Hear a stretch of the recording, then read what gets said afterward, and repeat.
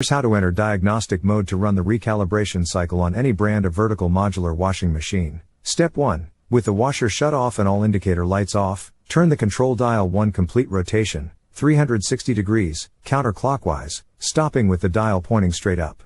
Now quickly, within about 6 seconds, turn the control dial 3 clicks clockwise, 1 click back, and 1 more click clockwise.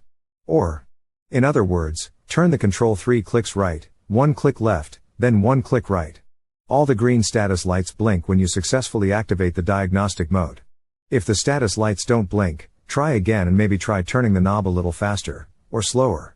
Okay, congratulations, now your washer is in diagnostic mode. Now, we need to turn the dial 2 more times to the right or clockwise. Then press start and you're done. Now the calibration cycle will begin, which runs for 2 to 3 minutes. If the calibration cycle ends successfully, the lid unlocks and the washer shuts off. If it doesn't complete, then you will need to pull the error codes to find out what's wrong.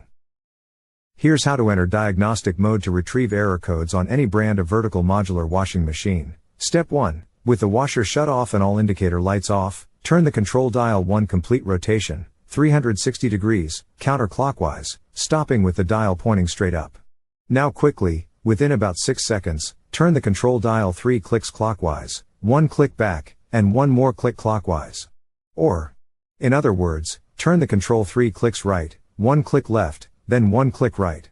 All the green status lights blink when you successfully activate the diagnostic mode. If the status lights don't blink, try again and maybe try turning the knob a little faster, or slower. Okay, congratulations, now your washer is in diagnostic mode. Now, we need to retrieve the codes. Follow these steps to display the error code lights. Step 2. Turn the control dial 1 click clockwise, then press the start button. Now you are reading the error codes. From here, turn the control dial 1 click clockwise to display the first saved error code. Just the sensing light flashes if no error code was recorded. If this is happening to you but there is still an issue, then you will need to watch our other video. The control displays up to 4 error codes.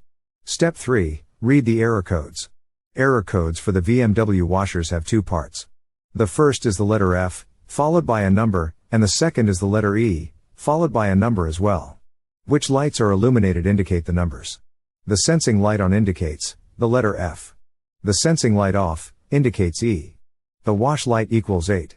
Rinse equals 4. Spin equals 2. And cycle complete 1. For example, for error code F5E3, when the sensing light is on, the rinse and the cycle complete lights are on. Adding all 3 together equals 5. This means the first part of the code is F5. Then, on the other flash of lights, the sensing light is off, but the spin and the cycle complete lights are on. Adding them together makes 3. The second part of the code would be E3. That's one code. The same error code flashes repeatedly, until you turn the dial 1 click clockwise, to show the next error code. Turn the dial again and see if you have any other codes. If there is no more codes, then you're done. To exit diagnostic mode, turn the washer off.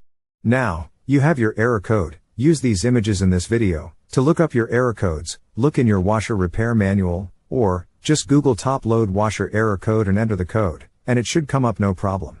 Now you know the problem and what's causing your washer to not work. Now it's time to find the parts needed fast and cheap. Watch our next video for the quick tutorial on how to do this.